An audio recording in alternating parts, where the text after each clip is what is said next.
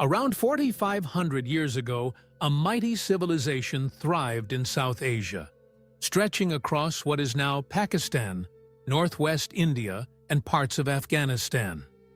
It was one of the world's first great civilizations, equal in importance to ancient Egypt and Mesopotamia. This was the Indus Valley Civilization, also known as Harappan Civilization, and it remains one of the greatest mysteries of the ancient world. For centuries, people have wondered, what happened to this advanced society? Why did it collapse and vanish into the shadows of history? Today, we dig into the rise, glory, and mysterious decline of the Indus Valley Civilization. And trust me, the answers are more fascinating than you can imagine. The story begins around 3300 BCE, when farming communities along the fertile plains of the Indus River started to grow into towns and cities. The Indus River and its tributaries provided life-giving water, just like the Nile in Egypt and the Tigris and Euphrates in Mesopotamia. Over centuries, these small villages transformed into massive, well-planned urban centers like Harappa, Mohenjo-daro, Dholavira, and Lothal. What's mind-blowing is how advanced these cities were. They weren't chaotic or randomly built. They had straight streets crossing at right angles, a grid system that even modern cities try to copy, and underground drainage systems so advanced that many villages in today's world still don't have anything close to it. Imagine, over 4,000 years ago, people living in houses made of baked bricks, with their own private bathrooms and toilets connected to citywide sewers. Mohenjo-daro, one of the largest cities, had a population of around 40,000 people, and its Great Bath is still famous today. This was a massive public water tank, probably used for rituals or community bathing, showing that cleanliness and spirituality were closely linked. The people of the Indus Valley were not just builders. They were incredible traders, craftsmen, and thinkers. They developed one of the earliest known writing systems, known as the Indus script. Although we still can't read it, thousands of seals and symbols show that they had a form of communication that connected their vast world. They traded with distant lands, reaching as far as Mesopotamia. Archaeologists have found Indus Valley seals in ancient Sumerian cities, proving that goods like beads, cotton textiles, and precious stones traveled across deserts and seas. They were among the first people in the world to grow cotton, making them pioneers in textiles. Their jewelry, pottery, and carved figurines show an artistic culture that valued beauty as much as practicality. But here's where the mystery deepens. Around 1900 BCE, after centuries of thriving life, something started to go wrong. Slowly, city after city was abandoned. The once mighty Mohenjo-daro and Harappa became ghost towns. The urban lifestyle disappeared, and the people seemed to scatter into smaller villages. This wasn't a sudden fall like a single catastrophic event. It was a slow decline, stretching over hundreds of years. And to this day, historians and archaeologists are still asking, what exactly happened?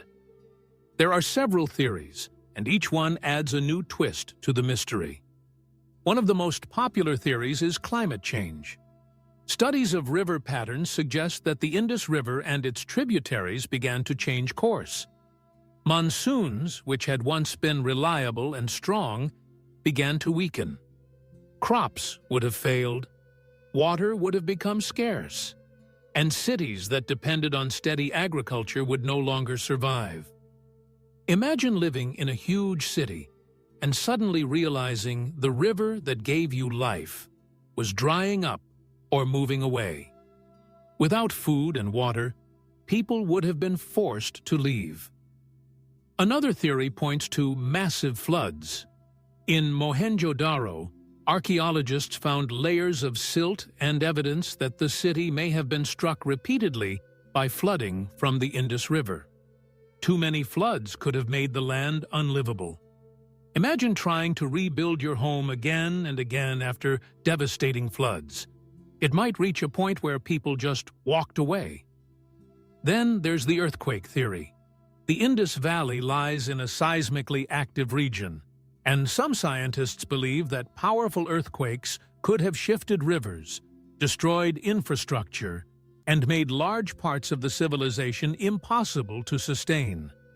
But the most controversial theory is the invasion theory. Early archaeologists in the 1920s suggested that nomadic warriors, known as the Indo-Aryans, swept into the region and destroyed the Indus cities. Evidence of skeletons in Mohenjo-daro was once seen as proof of violent attacks. However, modern research has cast doubt on this. Most experts now believe that while Indo-Aryan migrations did happen, they probably didn't wipe out the Indus Valley Civilization. Instead, the decline was more due to environmental changes than military conquest. Still, the Indo-Aryan migration theory connects to another fascinating twist: the cultural transformation of the region. After the decline of the urban centers, the Vedic culture began to rise in northern India, laying the foundation for Hinduism. Many scholars believe that the traditions of the Indus people merged with those of the newcomers, creating a cultural blend that still influences South Asia today. Now let's dive into something that makes the Indus Valley stand out even more: their society. Unlike Egypt or Mesopotamia, we don't find massive palaces, extravagant tombs, or giant statues of kings and rulers. There's no evidence of a single powerful king ruling over the Indus cities. Instead, it seems their society was more equal, organized, and community-based. Their cities show careful planning, standard brick sizes, and uniform weights and measures, suggesting a centralized system of control. But this system was not about glorifying a king. It was about making life better for everyone. Some even call it one of the world's first people's civilizations. Their religion, though still mysterious, is equally fascinating. Small terracotta figurines suggest they worshipped mother goddesses, fertility symbols, and sacred animals like bulls and elephants.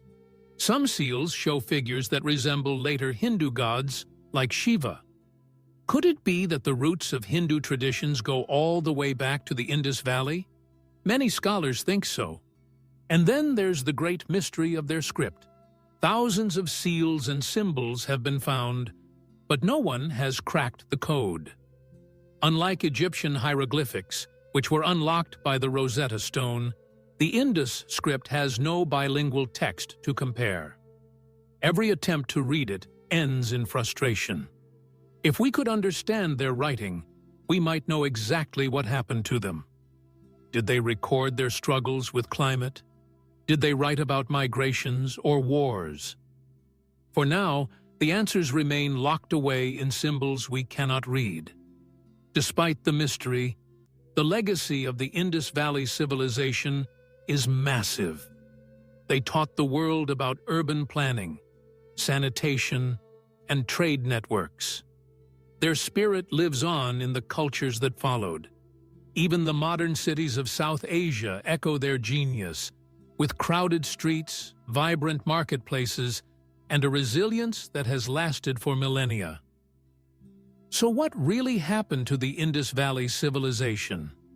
The most likely answer is not a single cause, but a combination of many. Climate change may have weakened their agriculture, rivers may have dried up or shifted, floods and earthquakes may have hit their cities, and eventually, people may have moved eastward to the fertile plains of the Ganges, blending their traditions with new ones. Instead of seeing it as a sudden end, think of it as a transformation. The Indus Valley people didn't disappear completely. They evolved, their culture flowing into the roots of later Indian civilization. But the mystery remains unsolved. Was it the wrath of nature? Was it migration? Was it a mix of both? Until the day we decode their script, we may never know for certain. And that's what makes the story of the Indus Valley so captivating. It's not just a history lesson. It's a reminder of how fragile even the greatest civilizations can be. Advanced cities, complex systems, and brilliant ideas can still fall to the power of nature or the slow march of time. The ruins of Harappa and Mohenjo-daro still stand today, silent witnesses to a civilization that was centuries ahead of its time. Walking among those ancient bricks, you can almost hear the echoes of bustling streets, the laughter of children, the chants of priests, and the sound of merchants haggling in busy markets. They remind us that history is not just about the past. It's about understanding our present and preparing for our future. Because just like the Indus Valley Civilization, we too depend on rivers, climate, and cooperation. Their fall is a warning that even advanced societies are not invincible. And maybe, just maybe, by learning from their story, we can avoid repeating the same mistakes. So the next time someone asks, "What happened to the Indus Valley Civilization?" you'll know it wasn't a simple collapse, but a complex mystery of climate shifts, migrations, and transformations.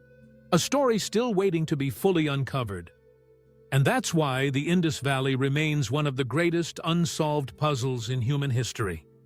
If you enjoyed this journey into the past, don't forget to like this video, hit the subscribe button, leave a comment with your thoughts, and share it with others who love history and mysteries.